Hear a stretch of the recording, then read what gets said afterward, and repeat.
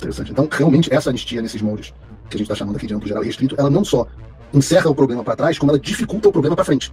Exatamente. Vai dificultar o problema para frente também. Tem algumas perguntas que eu quero fazer para você. Eu quero voltar à questão da elegibilidade já. Mas uma das questões que eu tenho é o que acontece se você for anistiado com os inquéritos em aberto?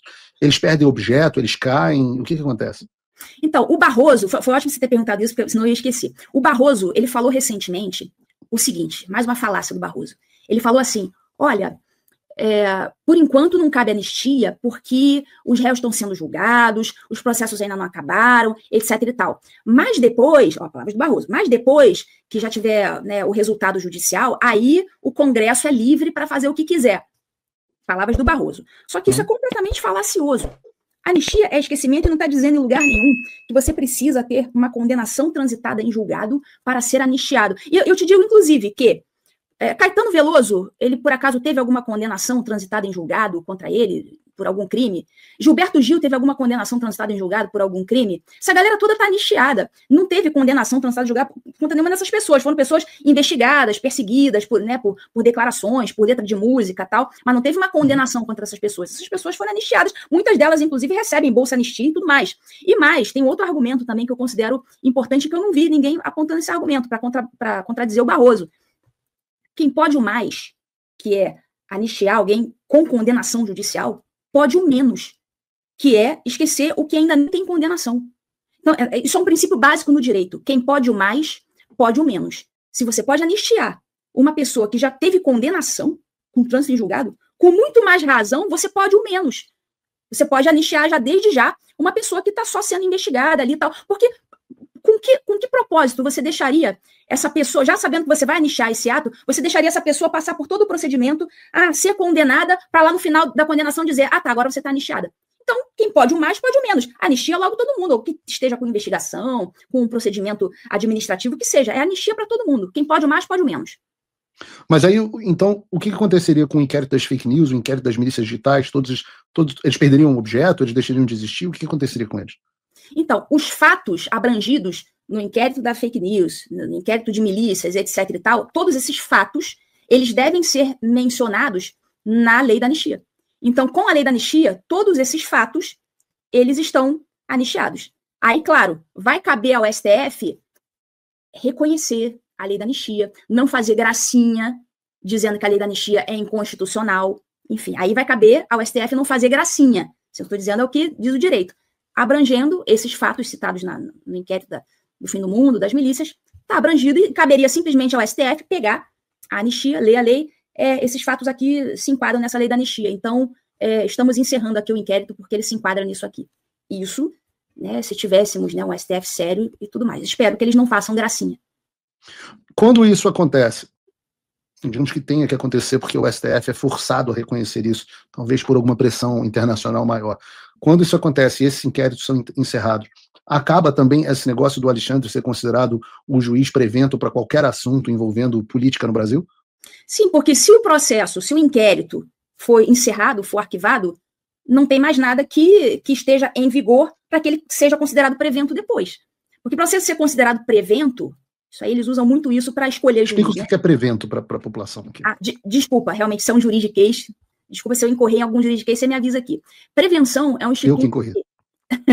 É porque você já sabe, mas pode ter gente da audiência que não está ligado. Prevenção. O juiz prevento é aquele que já está julgando uma causa semelhante ou conexa, aí vem uma segunda causa sobre aquilo ali parecido, aí ele está prevento, ou seja, como ele já está julgando aquilo ali parecido, aquilo ali é levado para ele julgar também, é anexado. Então, isso aí é uma prevenção. Foi isso que fez o Sérgio Moro, durante um dado momento, julgar praticamente todos os casos de corrupção envolvendo o governo no Brasil, e isso que fez o Alexandre de Moraes se tornar o sujeito que investiga, né, que julga, no caso dele, investiga e julga todos os casos relacionados a Bolsonaro ou bolsonarismo no Brasil, certo? Só que, no caso do Alexandre de Moraes, ele fabrica uma prevenção que, na verdade, não existe. Ele coloca qualquer fato novo e que não tem uma ligação direta, e ele diz que tem uma ligação direta porque aquilo ali é um crime contra o Estado Democrático de Direito. Então ele pega qualquer coisa que ele resolva classificar como crime contra o Estado Democrático de Direito e joga ali. Então, assim, não é uma prevenção real, séria, né? É uma prevenção artificial, né? Fabricada, né? Só para... Mas isso por causa... isso começou com o inquérito das fake news. No momento em que esses inquéritos são encerrados, ele deixaria de ser prevento, portanto, essa que é a minha dúvida.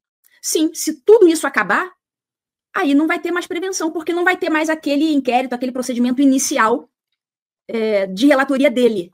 Então ele não vai poder alegar que ele já está julgando uma coisa, porque aquela coisa já caiu, já foi arquivada. Então, se não tiver mais nada, não vai ter mais nada que sustente essa prevenção. Só que, bom, em se tratando de ditadura, a prisão do Bolsonaro também, o que dava sustentação, caiu, e, no entanto, ele continua preso, né? Então, assim, eu estou explicando... Não, né? Claro, eu tô perguntando em tese. Caso a gente tenha um cenário maravilhoso onde a providência haja e a gente tenha uma anistia e o Congresso aprove e essa anistia seja boa e vá para o STF encerre o inquérito, encerre os inquéritos.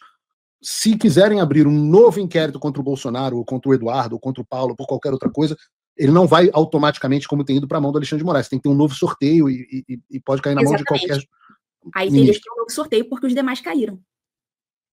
Interessante. Então, realmente, essa anistia nesses moldes, que a gente está chamando aqui de amplo, geral e restrito, ela não só encerra o problema para trás, como ela dificulta o problema para frente. Exatamente. Vai dificultar o problema para frente também. Acho que esse é o caminho, né? Não tem muita alternativa. Se fizer e por outro lado, algum dia que ele vai estar prevento para qualquer coisa no futuro que se apresente. Não, ele tem que estar em vigor. A causa que está julgando tem que estar em vigor. Se a causa caiu, aí caiu. Mas se faz essa anistia só para o 8 de janeiro, como as pessoas estão querendo, como algumas pessoas estão propondo, mesmo que seja uma anistia, caso envolva apenas o 8 de janeiro, nada impede que o Alexandre continue abrindo as suas patches infinitas e continuando a perseguição política livremente. Com certeza. Ele vai se sustentar no inquérito do fim do mundo, que é anterior, e vai continuar, né, praticando as suas arbitrariedades. Vai fingir que não é nem com ele. Ou seja, não resolve nada. Não. Vai resolver um problema imediato da prisão de quem está preso. Só que as arbitrariedades vão continuar, inclusive podendo surgir novas prisões. Então, eu acho que, num primeiro momento, não resolveria. E nem isso, e nem os presos. Né, a Asfab fez uma pesquisa, você até divulgou no seu programa, nem os presos querem essa anistia meia-boca. Ainda que eles sejam imediatamente soltos. Porque eles sabem, eles entenderam o problema que é se ter uma anistia meia-boca.